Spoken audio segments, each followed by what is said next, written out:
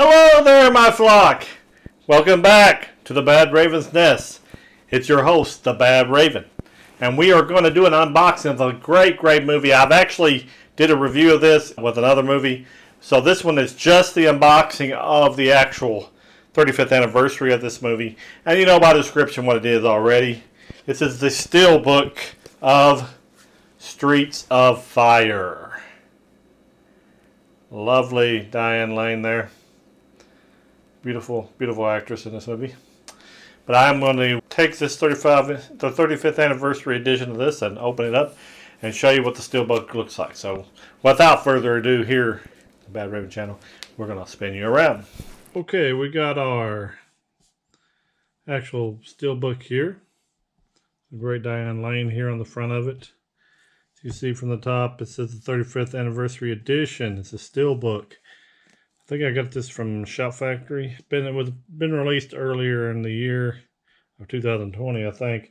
I decided to pick it up last minute because I really wanted the Blu-ray version of this. I've had the HD DVD version, but this is the first one I've ever got on Blu-ray, and really wanted to add it. And I saw that there was a Steelbook.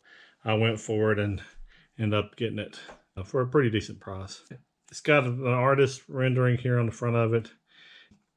You can see it's really nice.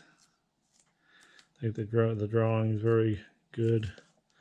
You have the actual spine. Then you have the back. Yeah. Trying to get the glare off of it for you.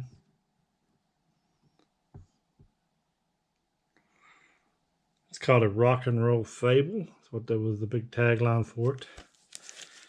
We'll open it up. Dying to watch it in Blu-ray quality. Like I said, I did have it on HD DVD, but haven't watched it in a long time on there, and it looked pretty nice on there too. But it's gonna be good to see it in Blu-ray. If you've never heard of this movie, it is kind of a cult classic type movie. I love the music in it. It's got really good music. Let me see. Take this off.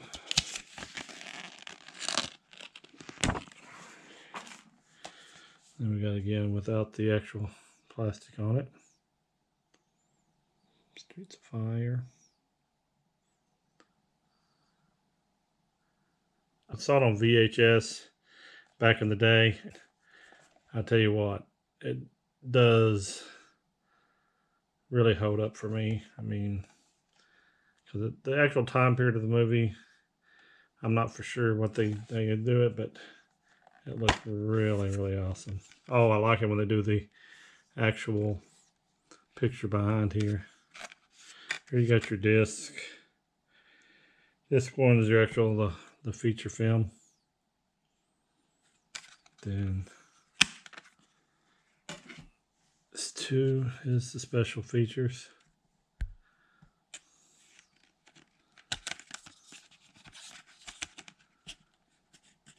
Get it out here so I can see the back part. Oh, I like that. I really like that.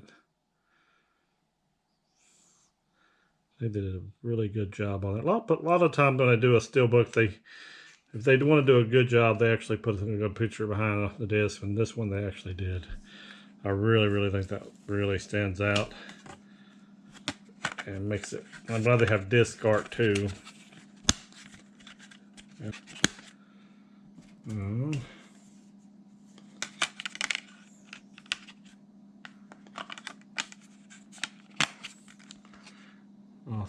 Awesome. And there it is, Streets of Fire. So we'll spin back around and talk to you on the other side. Well, what did you think about that? I think it's awesome. I can't wait to watch it on my Blu-ray player and see Diane Lane and Michael Perrier on there, and all the different. I think there's a young Willem Dafoe in it as the bad guy. You got the guy from Ghostbusters and Little Shop of Horrors. I can't think of his name. Here are the actors in it. Of course, you got Diane Lane in it, and she plays Ellen. And then you got Michael Perrier, who plays Tom Cody.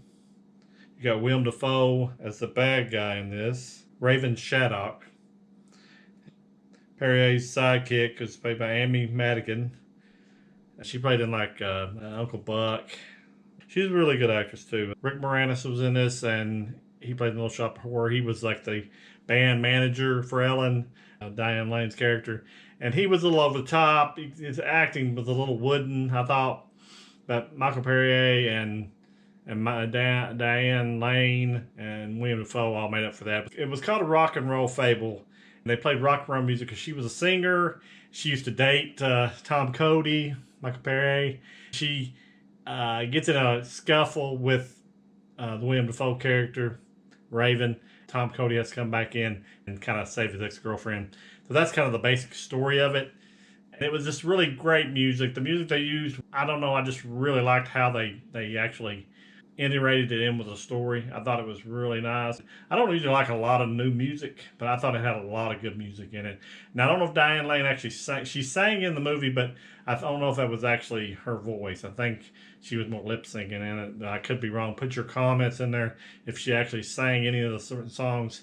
I love the Tonight is the Night to Be Young. I think that's an awesome song at the end. It's just, when I listen to that beat at the end of the movie, I just want to jump up and pump up my fist like that and just really get into the music, because it really sets off the movie, and that made me really, really like it. I love musical soundtracks that prove the way the movie is actually being received by the audience. I really like that. I really think they did great with that.